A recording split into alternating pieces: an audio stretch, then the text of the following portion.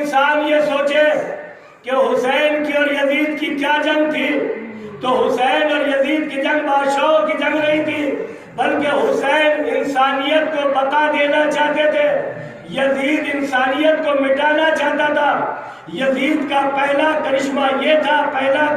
سیاہ کارنامہ یہ تھا، وہ یہ چاہتا تھا ماں اور بہن اور بیوی کا ایک رشتہ ہو جائے، یعنی جیسے بیوی کو سمجھا جائے ایسے ہی بہن کو سمجھا جائے، جیسے بیوی کو سمجھا جائے ایسے ہی ماں کو سمجھا جائے۔ یہ یزید کا پہلا سیاہ کارنامہ تھا۔ یزید یہ چاہتا تھا کہ قرآن مجید مٹ جائے، یزید یہ چاہتا تھا بیت اللہ کی بے حرمتی ہو جائے، یزید یہ چاہتا تھا نام محمد مٹ جائے، یزید یہ چاہتا تھا آدم کی محنتوں کا صلہ پامال ہو جائے۔ یزید کا پوری منشا جو تھی وہ سیاہ کارنامے تھی۔ حسین ابن علی نے کہا اے یزید، اگر تو یہ چاہتا ہے کہ نام محمد مٹ جائے تو یہ نہیں ہو سکتا ہے، اور یہی وجہ ہے جب ابن طلحہ نے امام سجاد سے معلوم کیا تھا اے سجاد یہ بتاؤ کہ یزید کامیاب ہے یا حسین کامیاب ہے، یہ معلوم کرنے کی ضرورت نہیں ہے، مسجد کے دروازے پہ جا کے بیٹھ جا،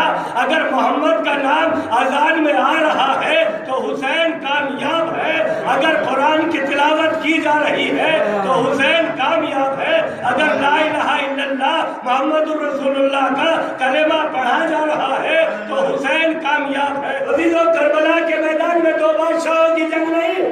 بلکہ حق اور باطل کی جنگ تھی۔ یزید چاہتا تھا انسانیت کو مٹانا، حسین چاہتے تھے انسانیت کی بقا۔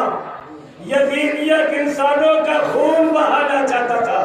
حسین انسانوں کے خون کو باقی رکھنا چاہتے تھے۔ اسلام کسی ناحق خون کی اجازت نہیں دیتا ہے، اسی لیے میں نے آغاز کلام میں بہت بڑی ذمہ داری کے ساتھ بات عرض کی ہے، اگر کوئی مسلمان نماز کو ادا کر رہا ہے یا تلاوت قرآن کر رہا ہے اور کوئی مشرک ہے، کافر ہے، جو آپ کی نگاہ میں مشرک بھی ہے، کافر بھی ہے، دوسرے مذہب کا ہے، اگر اس کے گھر میں آگ لگی ہے اور اس کی جان کو خطرہ ہے تو اب اسلام پیغام دیتا ہے کہ نماز کو ختم کر دیجئے، قرآن کی تلاوت بند کر دیجئے اور اس انسان کی جان بچائیے۔ تو مکمل اسلام جو ہے وہ اتحاد کا درس دیتا ہے، یہی حسین نے